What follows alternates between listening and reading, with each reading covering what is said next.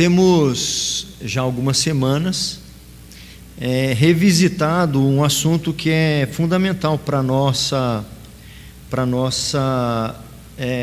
fé, que é sobre Jesus Cristo e o seu papel de mediador, aquele que está entre o Deus Criador, perfeito e santo, e nós que somos criaturas imperfeitas e pecadoras. Nós vimos há algum tempo, algumas semanas atrás, que há uma distância que nos separa do nosso Criador. Nós somos, há entre nós um obstáculo intransponível, um abismo que nos impede de nos achegar diante do nosso Criador. Não há nada que a criatura faça ou possa fazer que a aproxime do Senhor. Não há obra humana, não há sacrifício humano, não há esforço humano capaz de aproximá-lo ou de reaproximá-lo do seu Criador, a não ser mediado por Jesus Cristo. O conhecimento acerca de Jesus Cristo, meus irmãos, é o ponto central de toda a Escritura Sagrada. Não há nenhuma teologia, ou seja, nenhum estudo acerca de Deus que seja minimamente compreensível à parte do conhecimento de Cristo, porque sem conhecer Cristo não é possível conhecer o Pai. Então eu estou, apesar de ser apenas uma relembrança, uma reprise de um assunto que nós já estudamos no ano passado, eu estou me demorando um pouquinho mais do que os outros pontos, porque entendo esse ser crucial, certo? Nós vamos precisar abrir a Bíblia várias vezes hoje, e eu vou devagar, vou sem pressa, para que os irmãos que estiverem assistindo em casa possam também acompanhar com tranquilidade, certo? A primeira afirmação que eu faço aqui é o seguinte: o conhecimento de Cristo, ele é fundamental para o exercício da fé. Então nós vamos ler Romanos capítulo 10,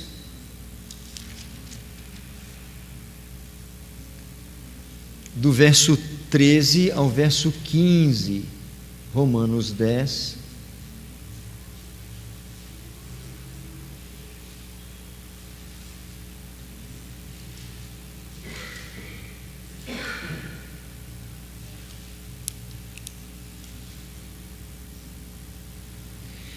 nesse capítulo 10 da carta do apóstolo Paulo aos Romanos, nós já vimos, nós temos aqui dois versículos muito interessantes que explicam para nós acerca da salvação. É o versículo 9 e o versículo 10. Eu não apontei ele aí no slide, mas eu vou ler o verso 9 e o verso 10 para melhor compreendermos esses versículos que estão aí. O versículo 9 diz assim: se com a tua boca confessares Jesus como Senhor, e em teu coração credes que Deus o ressuscitou dentre os mortos, serás salvo. Então, aos Romanos, o apóstolo Paulo está dizendo que para ser salvo é preciso com a boca confessar Jesus como Senhor e em seu coração crer que Deus o ressuscitou dentre os mortos. Crer em Deus e crer também em Jesus. Crendo em Jesus, é possível crer em Deus. E ele explica no versículo 10, ele diz assim: porque com o coração se crê para justiça e com a boca se confessa a respeito da salvação. Então, envolve o coração, envolve a mente e envolve a boca. O que Paulo está dizendo para nós, que para ser salvo é preciso crer em Jesus com a minha mente,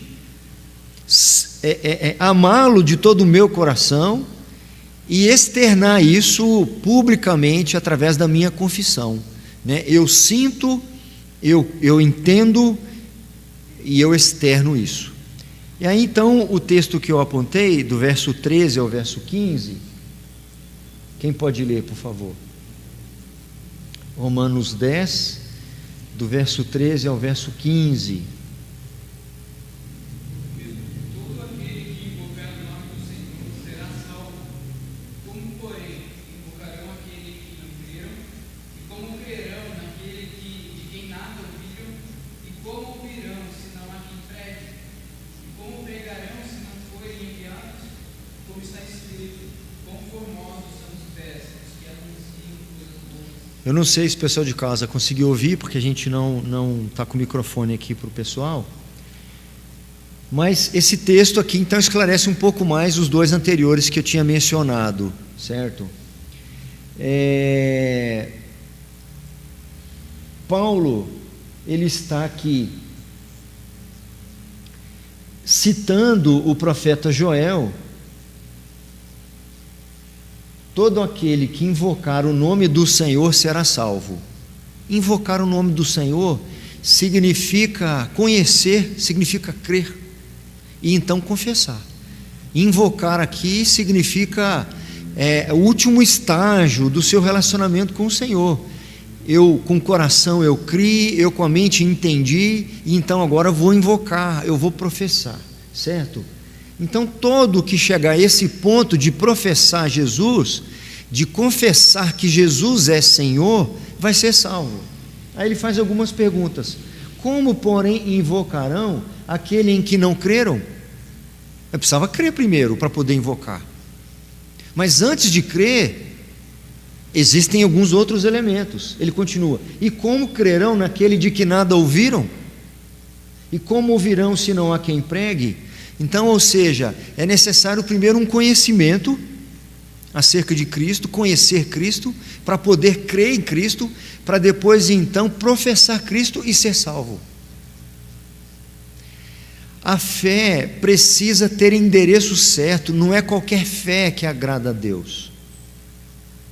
Não é fé em um objeto, uma fé em uma pessoa, não é a origem da fé, não, o que vale é a fé da pessoa, o que vale é a intenção da pessoa, não, o que vale é todo o processo: conhecer corretamente, crer corretamente e professar, né, ou confessar corretamente, é todo esse processo.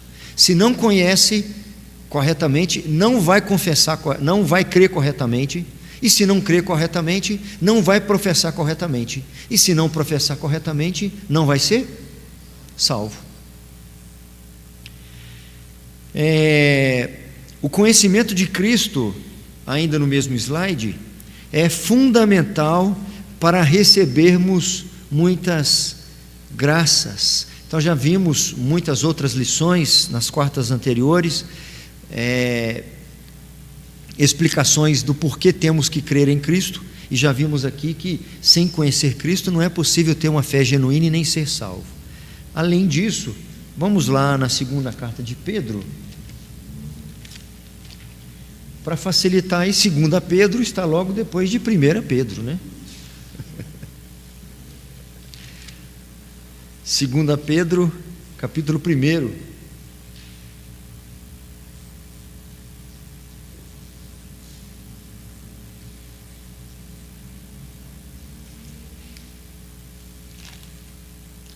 Verso 2 ao verso 4. Tem aí, Evanise?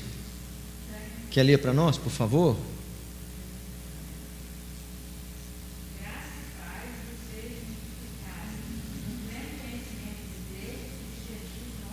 Eu vou te interrompendo aos poucos, tá? Até porque para ajudar o pessoal em casa também. O versículo 2 que a irmã Evanise leu, está ao mesmo tempo, Pedro está saudando a igreja e com graça e paz, e explicando como que essa graça e essa paz podem ser absorvidas pela igreja ou experimentadas pela igreja. Ele está cumprimentando eles assim: graça e paz vos sejam multiplicadas. Como que essa graça e a paz pode ser multiplicada para a igreja? Ele diz: no pleno nosso Senhor. Então, o pleno conhecimento do Senhor proporciona usufruir de graça e quê? E paz. Graça e paz vos sejam multiplicadas. Mas não é só o meu desejo. Ele poderia estar saudando a igreja assim: boa tarde, irmãos, eu os saúdo com a graça e com a paz. E as pessoas responderem amém, como se ele estivesse doando graça e paz e as pessoas recebendo graça e paz. Mas ele está explicando que essa graça e paz que ele deseja para a igreja é usufruída no pleno conhecimento de Deus e de nosso Senhor. Pode ler o próximo, por favor?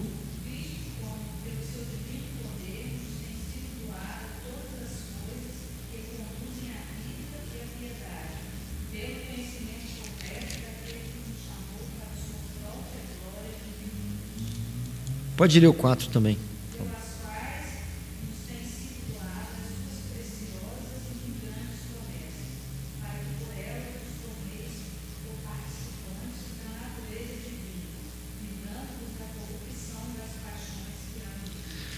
Olha que tremendo, irmãos. Ele emenda a sua saudação já ao corpo da sua carta.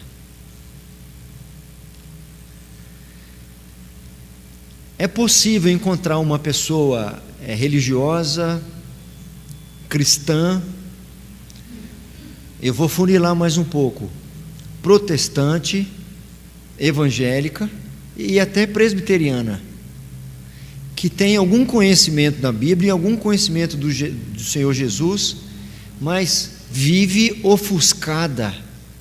Isso eu quero dizer, vive sem a graça. Nós não precisamos ser muito letrados na Escritura para perceber a diferença de alguém que está em comunhão com o Senhor de alguém que não está muito em comunhão com o Senhor. Não estou dizendo pelas postagens do Facebook que você já percebe, mas o sujeito é crente. Quando você olha aquela cena, aquela foto, eu não estou nem dizendo por isso, estou dizendo pela fala da pessoa, pelo jeito da pessoa. A gente não precisa ser teólogo para a gente perceber uma diferença daquele que irradia graça, ainda que falho, ainda que pecador, ainda que cometa erros e vacilos, você percebe.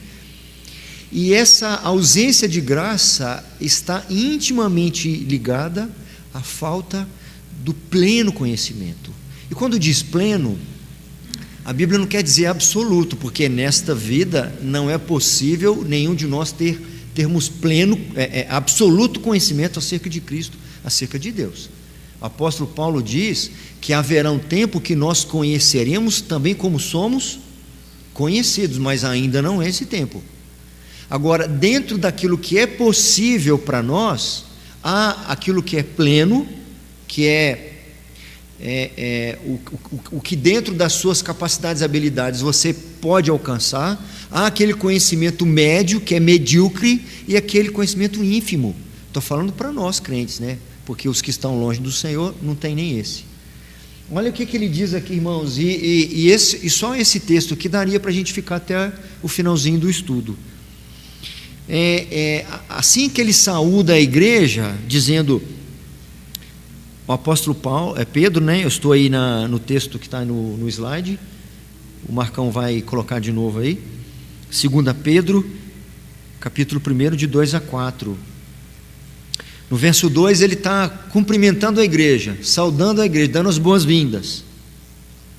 Graça e paz vos sejam multiplicadas, é o meu desejo, no pleno conhecimento de Deus e de Jesus, nosso Senhor. Agora ele vai explicar isso.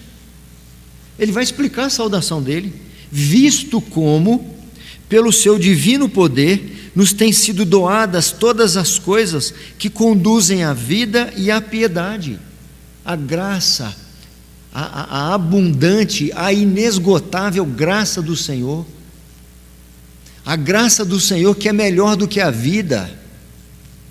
A graça do Senhor que nos é suficiente, nos tem sido doadas pelo divino poder do Senhor.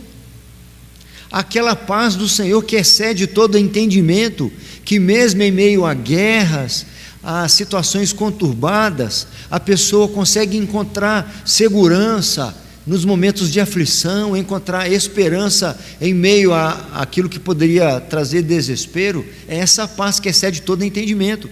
Então Pedro está dizendo que, visto como pelo seu divino poder nos têm sido doadas todas as coisas, a graça, a paz, a misericórdia, etc., que conduzem à vida e à piedade, como que nos têm sido doadas essas coisas? Pelo completo, passei aqui a página, pelo conhecimento completo daquele que nos chamou para a sua própria glória e virtude. O completo conhecimento daquele que nos transportou, nos transferiu, nos chamou para a sua glória e virtude é o meio pelo qual nos têm sido doadas todas as coisas que conduzem à vida e à piedade. Sem esse conhecimento completo, estamos abaixo de receber essa vida, essa piedade e as demais bênçãos que são doadas pelo Senhor. Aí ele continua aqui explicando, pelas quais nos têm sido doadas as suas preciosas e muito grandes promessas, para que por elas vos torneis coparticipantes da natureza divina. Então, ou seja, esse conhecimento completo me permite usufruir dessas bênçãos que são compartilhadas através desse conhecimento. E à medida que eu recebo essas virtudes, recebo essas bênçãos, eu me torno coparticipante da natureza divina, crescendo em graça, crescendo em santidade, livrando-vos da corrupção das paixões que há no mundo. Tudo isso a partir de um conhecimento completo, de um conhecimento mais propício, mais profundo de Cristo Jesus. As pessoas ficam, como aquilo que Salomão disse, correndo atrás do vento, porque mesmo em igrejas, elas estão atrás de recompensas humanas, atrás de bênçãos divinas, em forma de recompensas humanas. E elas avaliam a bênção de Deus através de recompensa humana. Se a pessoa não tem uma recompensa humana, não recebeu a cura, não recebeu aquela propriedade, não conquistou coisas nesta vida, então ela não é abençoada, porque abençoado é aquele que recebe de Deus bênçãos materiais, ou vitórias circunstanciais humanas, uma cura, etc, etc. O que não recebe, esse não é abençoado. Pedro está dizendo que nós somos libertos dessas paixões, nós somos libertos dos desejos, dos anseios, das inclinações próprias da velha natureza. Nós passamos a ser coparticipante da natureza divina, a partir das bênçãos que nós recebemos pelo seu divino poder. Que bênçãos são essas? A graça, a paz, a misericórdia, o amor, o domínio próprio, a mansidão. Isso sim pode demonstrar a bênção de Deus na vida de uma pessoa. E como que isso é possível? A partir ou através do conhecimento correto acerca de Cristo. Então, as pessoas, enquanto estão sendo enganadas, elas estão achando que estão conhecendo o Senhor, estão num ambiente religioso, quem está ensinando para elas abriu a Bíblia, ou até está vendendo a Bíblia fechada para ela. Se ela levar aquela Bíblia da igreja para casa, as coisas vão mudar na casa dela, mas não estão conhecendo Cristo. E se não estão conhecendo Cristo, elas vão viver sempre sem graça. Vão viver sem graça. Meus irmãos, já conheci muitas pessoas com condição financeira muito precária, mas pessoas cheias de graça. Tinha sempre uma instrução, um conselho, um exemplo, sempre exalando um perfume diferenciado. A própria companhia da pessoa, a presença da pessoa, transmite para nós paz, esperança. Mas como é que a senhora pode estar desse jeito? A senhora está sepultando o filho. Não há como um dia depois do outro. Deus sabe de todas as coisas. Pessoas temperantes, sóbrias, cheias do Espírito Santo, cheias de graça. É assim que Cristo, Jesus, o nosso mediador, como ser humano, cresceu. Ele crescia em estatura e crescia em graça. As pessoas gostavam de estar próximas dele, para ouvi-lo, já ainda quando criança, porque ele exalava algo diferente. Ele não era como as outras crianças, né? Perguntas, meus irmãos? Conhecer Cristo não é algo a mais, não é um acessório, é fundamento, é estrutura. Eu fico me policiando, porque eu não admito ouvir um sermão, ou ouvir alguns sermões, ou algum estudo bíblico que não me permita conhecer um pouco mais do Senhor. E eu me cobro para que eu mesmo, dando estudos ou pregando, eu não corro o risco de falar sobre assuntos que, ainda que sejam importantes, são periféricos, e deixe de falar do que é principal, porque eu não sei que aquelas pessoas que estão ouvindo vão poder ouvir de novo, certo? Se você não aprendeu nada sobre Cristo, você está perdendo tempo nessa igreja onde você está. Vamos abrir outro texto, Filipenses, capítulo 3.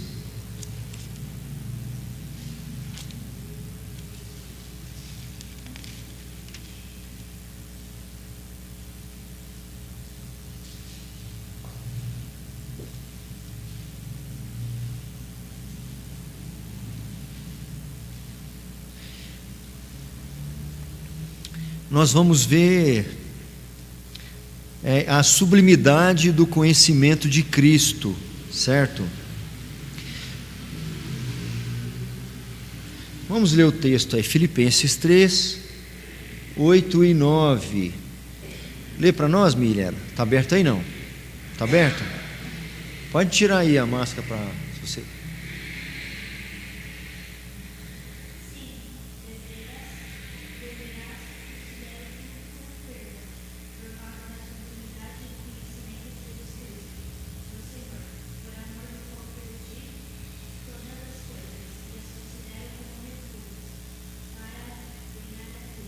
Isso, o 9. E o 9, pode ir.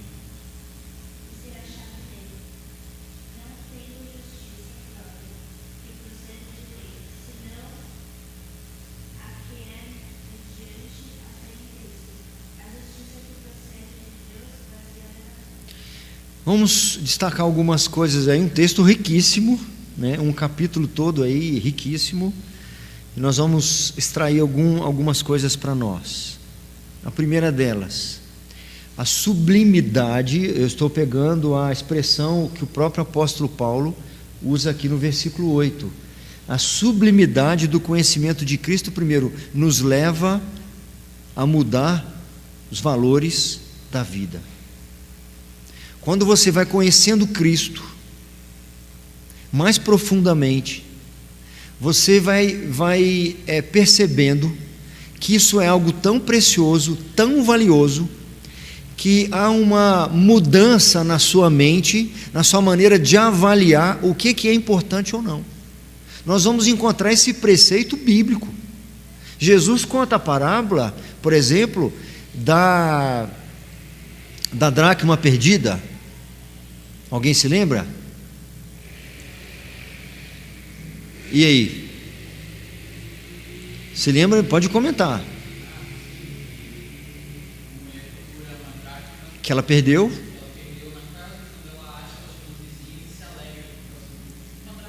Ou seja, uma dracma era uma coisa que não é de muito valor, aparentemente, mas passou a ter valor para ela.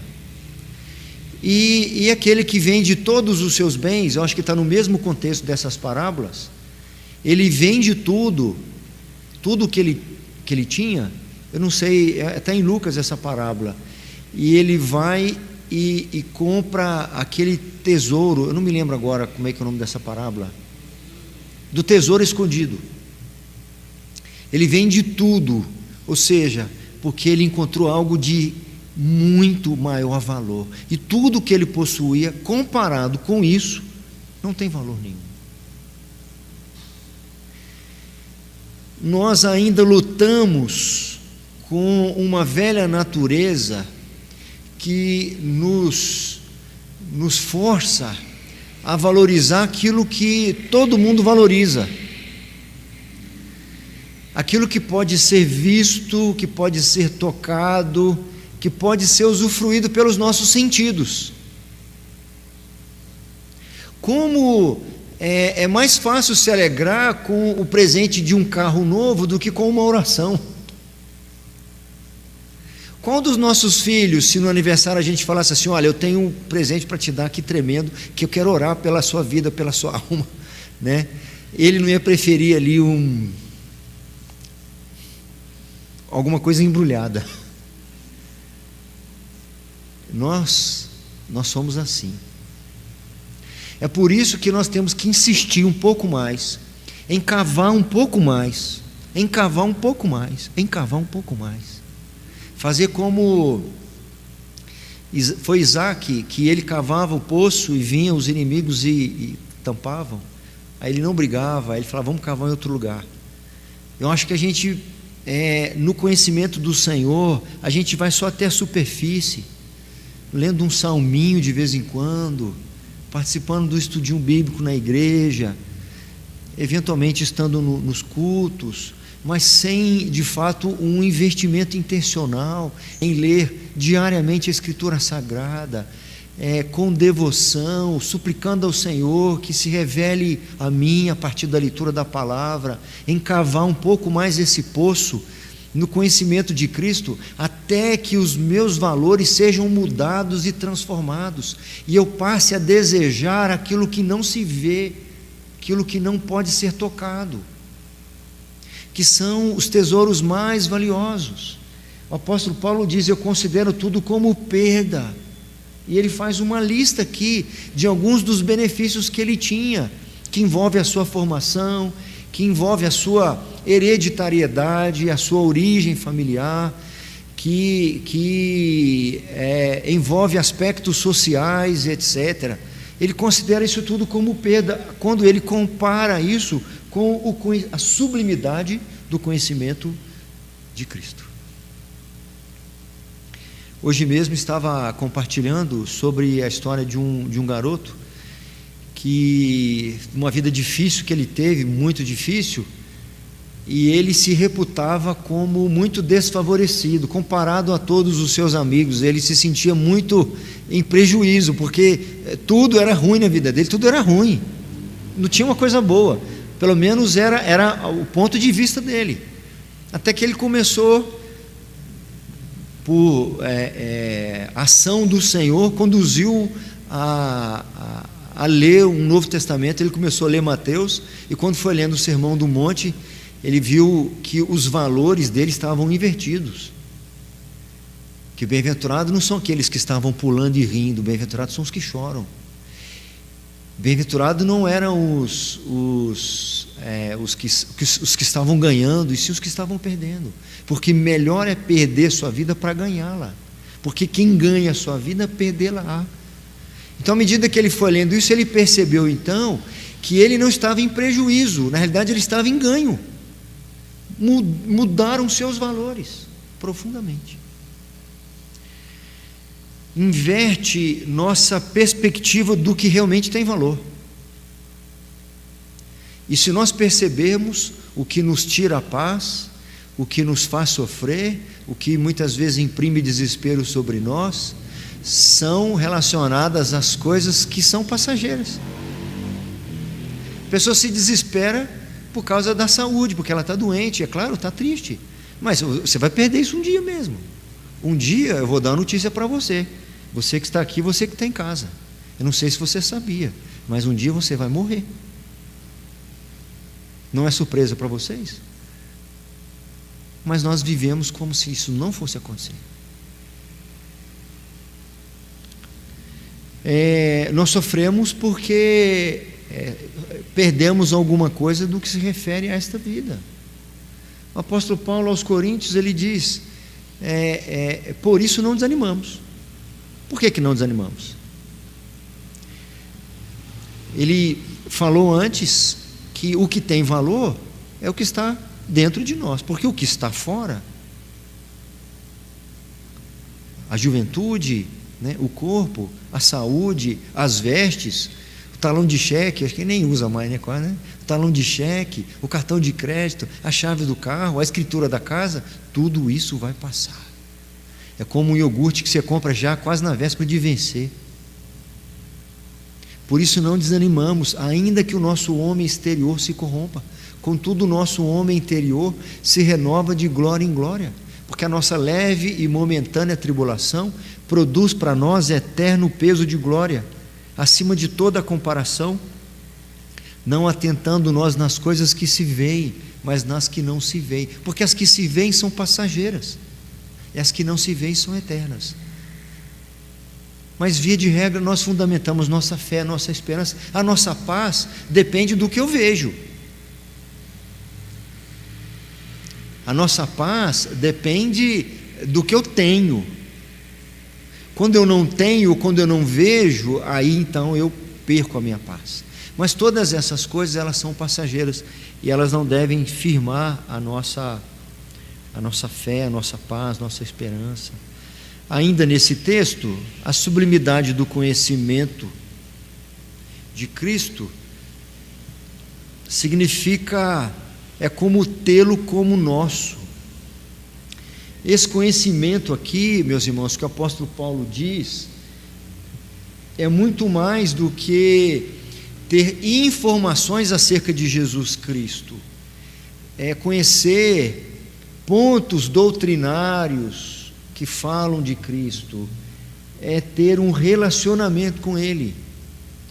Sim, deveras considero tudo como perda, por causa da sublimidade do conhecimento de Cristo Jesus, meu Senhor, por amor do qual perdi todas as coisas e as considero como refúgio para ganhar a Cristo e ser achado nele. Então esse conhecimento envolve tê-lo, recebê-lo, significa se sujeitar a ele. Cristo meu Senhor significa ser achado nele, tem a ver com relacionamento de submissão, de proximidade. Imagina a cena, abrir os olhos, tinha até uma pegadinha, uma brincadeira que quando eu era criança falavam, né? Qual a primeira coisa que você faz quando acorda? Aí alguém fala, eu vou escovar os dentes, eu vou tomar café. E a resposta certa qual era? Abrir os olhos. Caí nessa, né? Abrir os olhos. Imagina você desenvolver o hábito, tão logo abrir os olhos, Senhor, obrigado pela noite de descanso, obrigado pela tua misericórdia que se renovou nesta manhã, obrigado porque o Senhor me despertou para um novo dia, obrigado, Jesus. Sair da cama com Jesus, passar o nosso dia e falando com o Senhor. Senhor, vou ter uma reunião daqui a pouco, Senhor, eu me preparei, eu estou com a apresentação pronta, eu estou preparado para a reunião, mas sem o Senhor nada posso fazer. Me ajuda, Senhor, me conduza na reunião, me protege no deslocamento daqui para o meu trabalho. Constantemente em contato, em comunhão com o Senhor. Não é lembrar do Senhor só depois que comeu a segunda batata frita. Você não vai agradecer, não? Aí você agradecer, falar com o Senhor. A sublimidade do conhecimento é o mesmo que ser achado nele. Nós vamos só mais... Vamos ver se dá para ir nesses dois textos,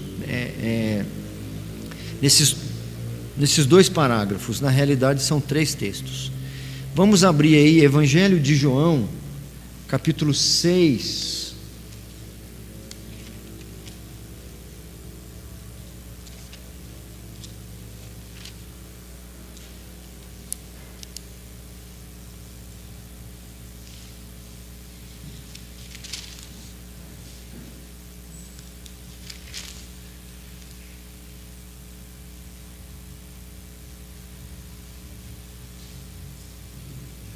Evangelho de João, capítulo 6, verso 37 e 39. O que eu estou colocando aí no slide? Eu acho que é o próximo, Marcão. Esse aí. Cristo, com toda certeza e de forma eficaz, aplica e comunica a salvação a todos aqueles para quem a adquiriu.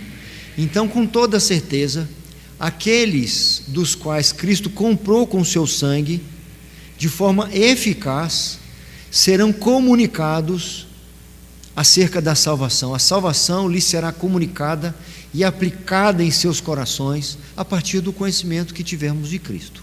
João 6, 37, quem tem aí, Damares? Lê para nós o 37, por favor.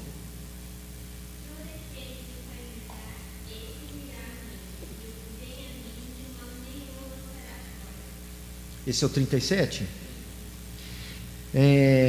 Isso. Todo aquele que o Pai me dá, esse virá a mim. Todo aquele que o Pai me dá. Não são alguns. Não são os que quiserem, os que me aceitarem. Não.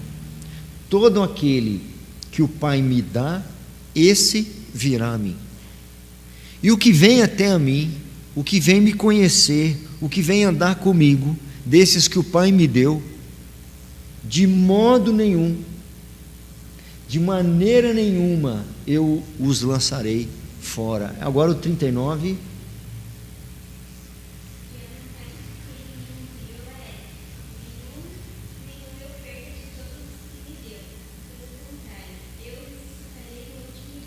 E a vontade de quem me enviou é esta. Qual que é a vontade? Do Pai que enviou Cristo. Que nenhum eu perca de todos os que me deu. Pelo contrário, eu não vou perder, não. Pelo contrário, eu o ressuscitarei no último dia, através de Cristo, e ser achado nele e ganhar a Cristo. Eu vou insistir nessa metáfora em que nós precisamos cavar um pouco mais no conhecimento de Cristo. Eu preciso ler mais coisas que me ensinem sobre Cristo. Porque à medida que eu conheço melhor sobre quem é Cristo e começo a alicerçar minha fé sobre quem é Cristo mesmo, pode ter certeza que você não vai se sentir só mais. Você não vai se sentir mais desamparado. Você não vai se sentir mais em prejuízo e nem vai encarar as perdas desta vida como algum revés. Você nunca mais vai se sentir órfão ou abandonado. É algo e alguém que nunca jamais vai frustrar você. É uma companhia que se faz notada na sua vida. É aquilo que impede da sua vida, da sua casa, né, de maneira metafórica, ruir quando as tempestades caírem sobre a sua vida. É porque está fundamentada no conhecimento de Jesus Cristo, sobre quem Ele é. Agora, se eu conheço parcialmente quem é Cristo, eu não vou confiar muito nele. Eu já tenho dito isso algumas vezes. Você não pode se relacionar de maneira confiável com alguém que você não conhece direito. Como confiar naquela mulher que eu não conheço direito, que atrasa sempre? Por que ela atrasa? Por que ela não chega na hora? Aquele marido que nunca dá satisfação. Não, se eu conheço quem é esse sujeito, ainda que ele se esqueça de avisar onde está, eu confio nele porque eu conheço. Se eu não conheço, vamos para esse último trecho. 1 João, eu estou indo devagar, nem estou dividindo os textos para todo mundo poder ir em todos os textos, mesmo que a gente demore um pouco mais. 1 de João, está lá no finalzinho da Bíblia.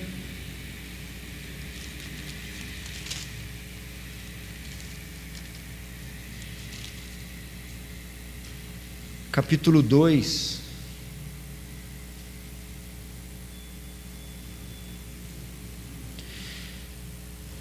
A frase diz aqui para nós: isto ele consegue, ou seja, quem? Cristo consegue, ou seja, consegue o quê? ele de maneira eficaz aplica e comunica a salvação a todos aqueles para quem ele adquiriu. Como que ele consegue isso? Consegue fazendo intercessão por eles. E esses dois textos reforçam isso para nós. Eu preciso dizer que parte desses slides, o assunto, eu tirei do livro As Duas Naturezas do Redentor, do reverendo Heber Carlos de Campos. Anotações em aula e outros comentários também. E alguns versículos da própria confissão de fé. 1 João 2, verso 1, diz o quê? Quem gostaria de ler? Lê para nós, presbítero Henrique, por favor.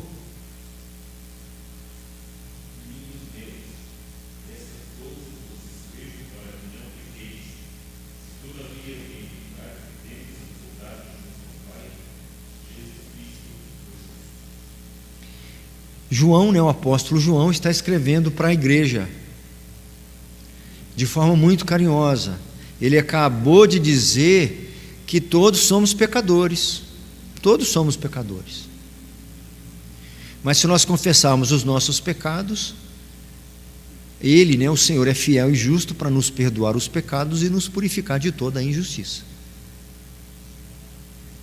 No versículo anterior ele diz assim: se dissermos que não temos cometido o pecado, fazemo-lo mentiroso e a sua palavra não está em nós. Então ele acabou de dizer que todo mundo é pecador. Se alguém disser que não é pecador, já pecou, já mentiu, e pior ainda, está fazendo de Deus mentiroso. Eu não só pequei contra mim mesmo, eu pequei contra Deus. Apesar dessa má notícia de sabermos que todos somos pecadores, ele então dá a notícia que é importante para nós. Filhinhos meus, estas coisas vos escrevo para que não pequeis. Evita pecar, fuja do pecado. Se todavia alguém pecar, temos advogado com letra maiúscula junto ao Pai, Jesus Cristo o justo. O outro texto que reforça a intercessão de Cristo por nós, a proteção, a companhia, a direção, Romanos 8:34. Quem quer ir? Quem pode? Isaías, Romanos 8:34.